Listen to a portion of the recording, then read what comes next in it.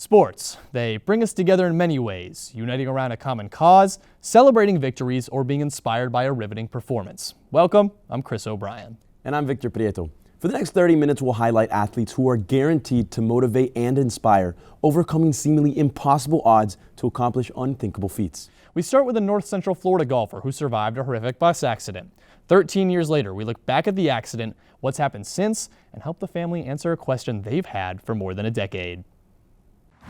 It's hard to miss 37-year-old Nick Stilwell out on the golf course. These covers kind of like stand out, they kind of like pop. His collection of putter covers fill an entire wall. It's basically adult Beanie Babies at this point. His swagger is matched by his abilities. 347 was my longest drive last year. An average PGA golfer in 2020 drove the ball about 300 yards, but Nick is no average golfer. About 11 years ago, we were celebrating one of my best friend's birthdays, and we decided to rent a party bus to be safe and travel to Orlando, have a birthday celebration, and then travel back. As he swerved the bus, I lost my footing, stepped down on the first step to catch myself, and fell down the steps and hit the door. And before I could even think about getting up, I felt the door opening up behind me. Going 80 miles per hour on the 408 in Orlando, the bus's back wheels ran over Nick's legs. Now, Nick has one extra step getting ready each morning. I looked down at my legs, and the right one is literally ripped off. The left one is crushed. A double leg amputee at 25 years old, he thought he would never play sports again. I told him, I said, no, you will play again. Wasn't a question. Oh, yes. And play he has. During the last 3 years, Nick has competed in the U.S. Para Long Drive Cup, a national competition to see who can hit a golf ball the farthest. He's finished in the top 3 each year he's competed and won the event in 2019. But Nick wanted to help more than just himself. He and a friend co-founded the Never Say Never Foundation to help empower kids who have lost limbs and show them that sports like golf are still possible. Insurance doesn't deem athletic prosthetics like golfing or running blades medically necessary.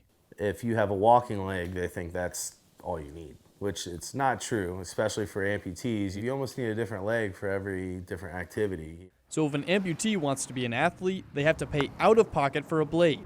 Nick created his foundation to remove that obstacle, buying prosthetics and giving them to families for free. When you see a kid actually put on the blade for the first time and kind of like realize like, oh my goodness, they don't even want to take it off. As Nick continues to help others and move beyond his tragic accident, one question lingers.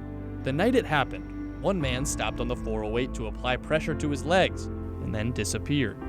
But who was the Good Samaritan who saved his life back in 2008? Somebody was in the other side and saw it happen. He ran over and tied his jacket around his leg. We don't even know who he is. I wish we could find the guy. After digging through FHP records and talking with law enforcement officers who were on the scene the night of the accident, a mother's wish answered.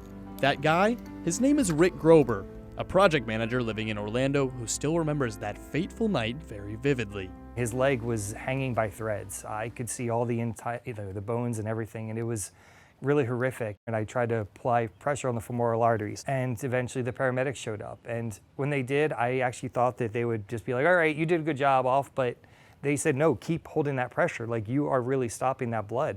So on this day, more than 13 years after the accident, Mother Susie and Father John met the man who saved their son's life. Rick was already in the interview room, posing as a member of our production team. What would you say to him if he were in this room right Just now? getting a name just got me. It was Rick Grover. I mean, he saved his life. He would not be here for him. It's quick actions. I think that was a beautiful answer, and I'm really glad you said it because, John, Susie, may I introduce you to Mr. Rick Grober? Oh my God. Oh no.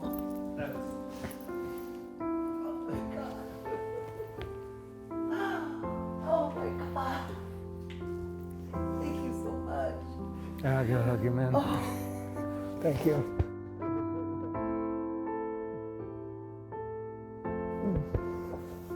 It's crazy we haven't even seen each other since the accident. So, brother, appreciate you, man.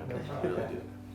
And when I saw how visceral their emotions were, and when they started crying, I couldn't help but tear up myself. And I didn't even realize how much it meant to so many people. Without Rick, Nick might not be alive, and the Never Say Never Foundation may not exist.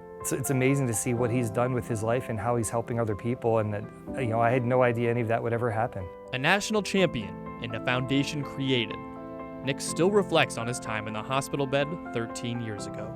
I would tell that guy in the bed that, everything's gonna be okay, and it's gonna be a wild ride, so saddle up. A wild ride that still has so many chapters left to be written.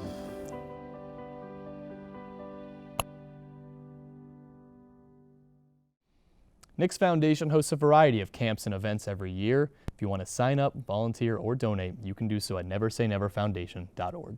And speaking of the Never Say Never Foundation, Regis Woods joined Nick as the co-creator for this great community organization. He was born with a congenital anomaly that forced his family to amputate his legs early in life. But Woods hasn't let that stop him from becoming a world-class athlete, even though recent rule changes have created extra challenges. I'm a totally different person when I get to that line. I'm nice as can be, nicest guy you ever want to meet, but when I line up, it's a whole nother Regis Woods. I put no man before me when I line up. You line up next to me, my mission is to destroy any and everything in my path. But all of that goes blank when the gun goes off. When I take this first step, all of that garbage goes out the window. Now it's time for me to execute.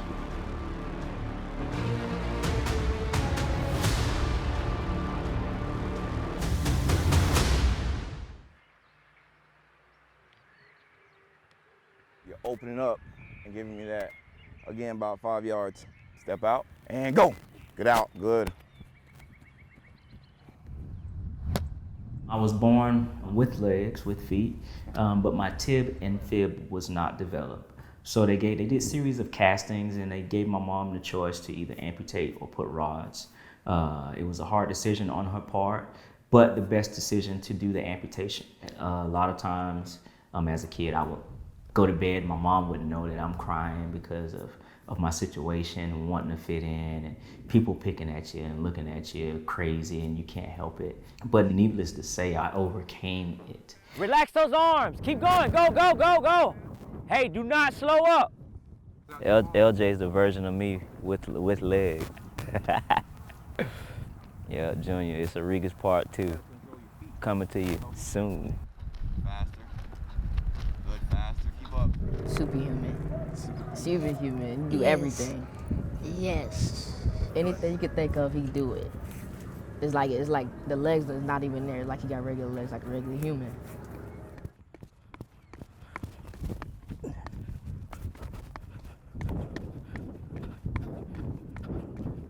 I got started in track and field at a school in Orlando. It was a sport that I could do, so I fell in love with that sport. And the thing about it is, it's kind of a loner sport. You don't have a teammate to blame your mistake on. If you mess up in track and field, you messed up. So I think track and field made me a better person. It kind of taught me not to make excuses for my disability.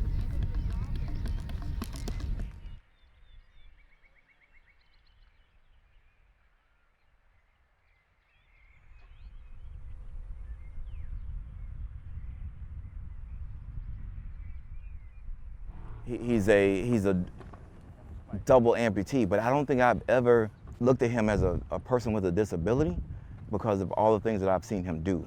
For so many years of hearing, you can't do this, you can't do that, you can't run, you can't jump, you can't drive a car, you can't play this, you're not gonna be able to walk, you're not gonna be able to do this. And to be able to say, you know what, I can. I don't care what you say, I can do it. Come on. Two more.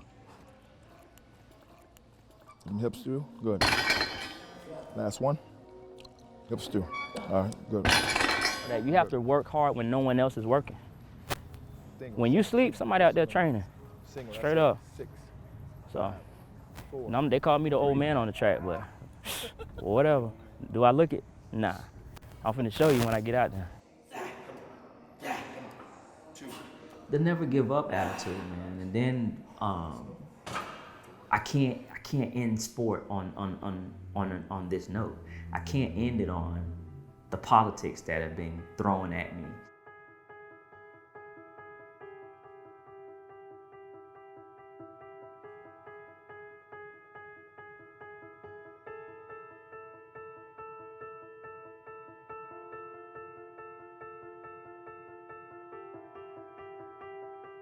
He's right. He's had to change everything because what happened is the International Paralympic Committee made a change in what they call the MASH, the Measurable Assessment of Standing Height. So the rule puts into a formula to assess a standing height for people that don't have legs. Well, Regis is an unusual body type. He has an extremely short trunk and extremely long arms. And those two factors change the dimensions of his part of the formula. Regis is probably the one that's been the most dramatically affected. I'm not 5'4". Well, we know that if he had his natural legs, he would be taller than that.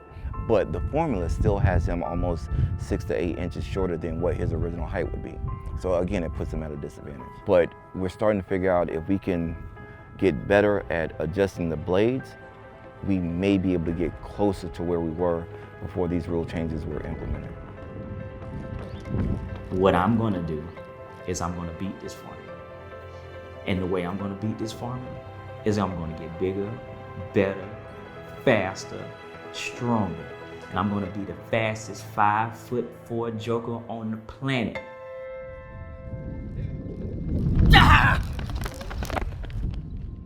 Blue, good, I'll take. So let me explain. I'm still in track and field because my kids are old enough now to see their dad running, to understand what's going on. But I want to show them that the old man got it. This is how you fight. This is how you go out with a dog mentality. This is how you compete. So yeah, I'll be turning 40. That don't mean nothing. Don't nothing to get old but the clothes, baby. Stand up, stand up, stand up. I want to like make him proud of me. Make him want to believe that I could do anything that I put my mind to it. Do you want to be like your dad when you grow up? Mm-hmm. Better.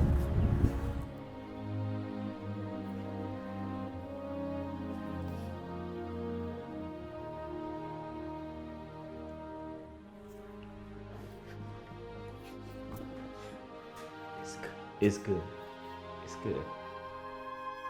It's a good feeling. Man, the only thing that can get to me, y'all, is my kids, man. Shit. Yep. That's why I do what I do, man. That's why I do what I do. Yeah.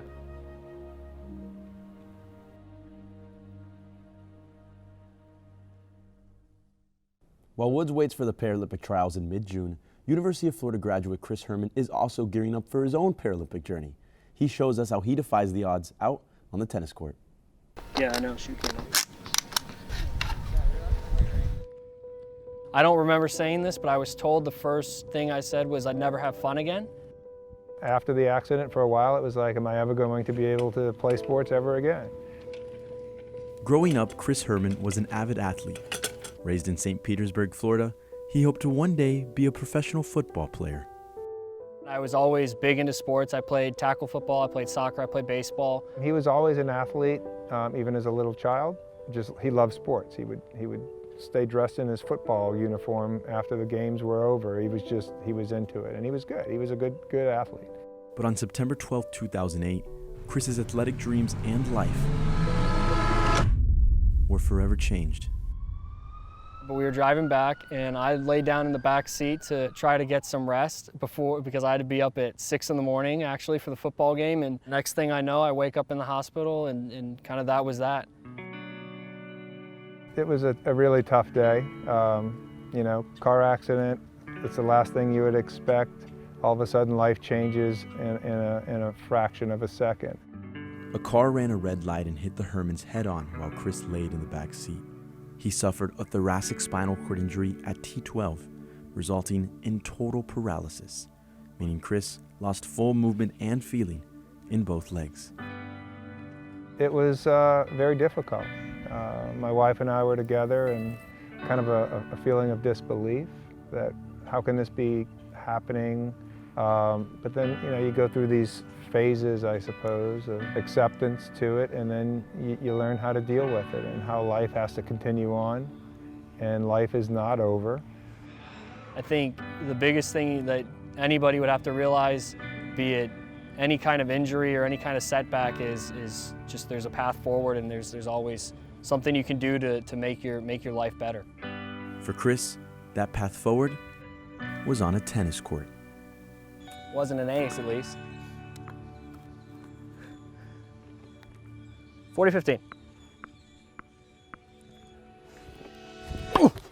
I'll be the first to admit, after the accident, I really didn't do anything. I sat on the couch and I played video games all day, and that's all I did. And so tennis definitely gave me that kind of outlet that I was searching for, especially in the beginning. Within 2 years of Chris picking up a racket, he was a top-ranked junior wheelchair tennis player in the country. Just a year later, he was selected to represent Team USA at the Junior World Team Cup. I thought it was going over. Chris has since traveled the world, representing the U.S. and the University of Florida in the World Team Cup, the Para-Pan American Games in Peru, and the Wheelchair Tennis Collegiate National Championships, where Chris was a two-time champ in singles play. It's still an incredible sight to behold, walking in on opening ceremony and seeing a crowd fill the stadium of 30,000 people. So especially in wheelchair tennis, you don't get many opportunities to experience something like that. So for me not only to experience that, but experience that while representing my country is just a once-in-a-lifetime opportunity, and honestly really surreal. He's had an ability to just take what has been given to him and not let it affect him in a way that would be negative. He's just embraced the challenge of it all, and I think that's really been what's allowed for him to excel as he has. After graduating from the University of Florida in the spring of 2020, Chris has his sights set on a new goal: represent Team USA in Tokyo for the 2021 Paralympics. The idea of representing your country and representing the U.S. is just second to none. I think that's one of the highest honors you can do, is go there, and everything I'm working towards, every training session, every tournament, everything is just a building block to try to reach that end goal for now. To be able to see my son being able to overcome whatever obstacles have been thrown at him and excel at the level that he has been, it's phenomenal. Finding inspiration in a ball and a racket, Chris found a sense of belonging on the court, a feeling he lost with the accident. It's something where I get on the court and I don't feel almost different in any sense of the word, because at the end of the day, I'm playing tennis just like anybody else, and at the end of the day, I think tennis is tennis, and I think that's the beauty of kind of wheelchair tennis, is that anybody can play with me at any time. Becoming paralyzed, it's not something anybody would ever envision, ever want, ever think that there's anything positive that could come from that, but he's not let it hold him back.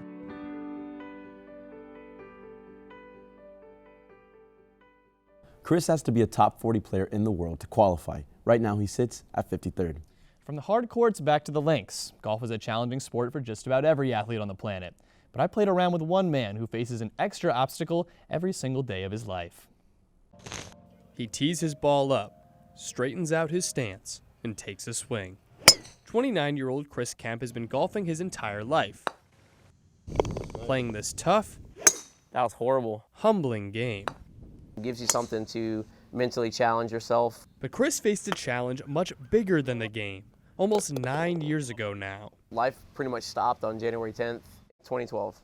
Previous friend of mine, we were coming back from dinner, and we hit some gravel on the road on an S-curve, and my bike laid over, dug my left shoulder into the ground, and hyperextended my neck. Kemp's friend came out unscathed. God's way of making me learn patience. But he wasn't so lucky. My injury is what's called a brachial plexus injury. I tore the nerve clusters that run my left arm out of my spinal cord. I tore my subclavian artery in half, which run my left arm, and I broke my forearm in half as well. An injury that changed his life forever. The normal 20-year-old. I went to being a paralyzed in my left arm. His doctors told him he should have died. And after days in the hospital with months of rehab ahead, there it is, that's nice. Sit ball, sit ball. They recommended forgetting about sports altogether. They told me right after my accident that I would never play golf again. Golf was one of my big things that, like, after my injury, I told myself that was going to be a benchmark that I was going to reach. And reach it he has. Not only is he playing the game, but he's competed in tournaments all around the country during the last 6 years through the North American One-Armed Golfer Association, or NOAGA. Kemp is able to play because of a special sling he saw on a message board called the United Brachial Plexus Network. He met a man named Dan Aldrich, who introduced him to NOAGA and changed his life for the better. Aldrich designed the sling in 2008, 22 years after his own brachial plexus injury in 1986. With Kemp looking for a way to golf again, Aldrich knew when the pair met that the golfer needed the sling. I think he's just one of those guys that's just it's built for a guy like him. It's just our tagline is never quit, and that's absolutely Chris's life. You know, it's just to a T. So great fit. Kemp now calls himself the One-Armed Bandit. His swing, his game, his success. Go ball, go ball. Inspiring others while taking on the world one ball at a time. Should have died. I had a 0.01% chance of survival after 1 minute of the accident. I just felt happy to be alive. Now, although he currently works at the Marion County Sheriff's Office, Kemp says he one day wants to pursue motivational speaking. Sports requires a certain level of mental toughness, maybe none more than the elusive Ironman triathlon. Chris Nikic is the first person with Down syndrome to compete and complete this legendary race. I sat down with Chris and his family while he was pursuing his quest to make history. You know, they've been told, constantly, your son's not going to amount to much, he may not live long, he's going to be isolated, and you're going to have to take care of him your whole life. It's uncharted territory. We didn't understand because no one's done anything like this before. He's operating at a very high level in his limited state, and he's accomplishing things that they said was impossible. Great job, Chris. Great job. Show him what you can do. Chris Nikic is said to endure one of the hardest physical and mental challenges a human could experience. But before this, Chris comes face to face with a different opponent, the morning. I know. Good morning, baby. Want a sip of coffee? We started about 3 years ago with just the idea to do something to get him in shape. He had just come off of 4 major ear surgeries, about 2 years of being very sedentary, got really out of shape, gained a lot of weight, and was headed in the wrong direction at that point. And doing a triathlon was just a way to get involved with a group of people, have some fun, and get in shape. Chris's training has brought him on the brink of history. He'll soon become the first person with Down syndrome to race in and complete an Ironman. Where are we going after Ironman? Nightclub. Nightclub? Who's going to be at the nightclub? The Blondes. The Blondes? How many? A lot. A lot. Today, Chris embarks on an 8-hour training day, riding 100 miles on bike, followed by 4 miles on foot. Just a portion of the 2.4-mile swim, 112-mile bike ride, and the 26-mile marathon you'll have to complete in 17 hours on November 7th. Come on. The training has been difficult at times because there is no manual. We can't ask the other family that has a Down syndrome child, like, how did he react to an open water swim, or how do you properly, manage him on a 100-mile bike ride? There's no manual for that. There's no system for that. There's no expert to ask. It's just annoying because they don't know what to say. And I told them, you cannot tell me what can I do, what can I do. Chris began his triathlon journey more than a year ago, finishing last place in the state championships for Special Olympics. Rather than letting this discourage him, Chris and his dad Nick adopted the 1% better philosophy, pledging to do just a little more than the day before every day. And what do? We get 1% what? We get 1% better every day, right? He started by being able to do a lap in a pool, which was really hard for him at the very beginning. He couldn't do a full lap in a pool. But we focused on just getting 1% better. And so it's just been a journey of a couple of years where we started close to 0 and just focused on doing a little bit more each day. One more push-up, one more sit-up, one more lap in a pool. And now he does 100 miles. And Nick hopes this effort will help Chris be more included, especially within the community. Awesome.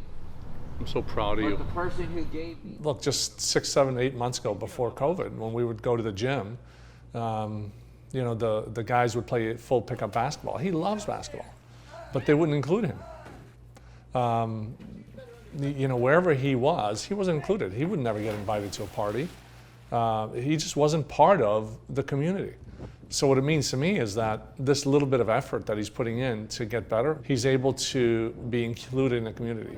He had just had the best birthday party of his life because he's part of a community now. They threw a party for him and 40, 50 people showed up in the middle of a pandemic. Come back to the group.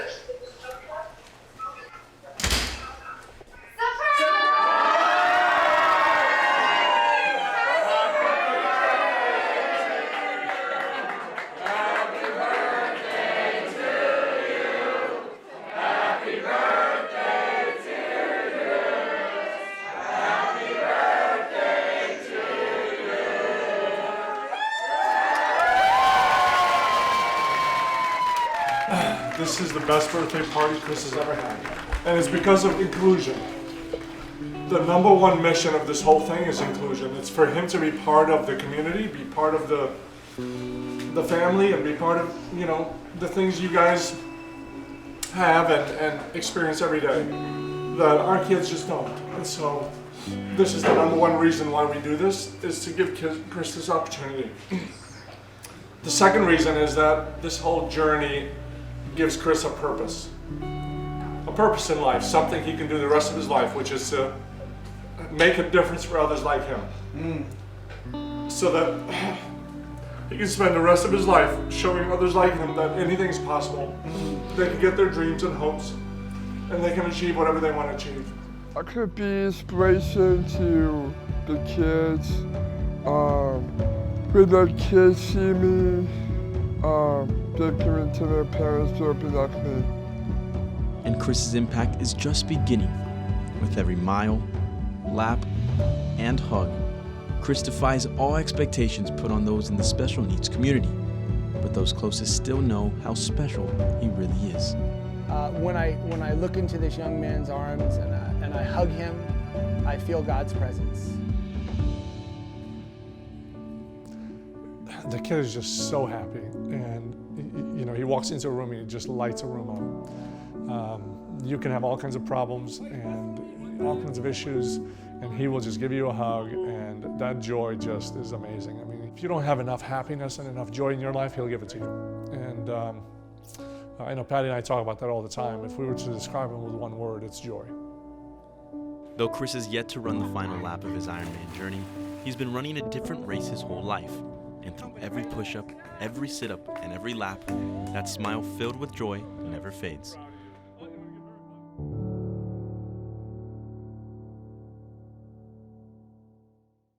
Chris finished the race in 16 hours, 46 minutes, and 9 seconds, beating the cutoff time by 14 minutes.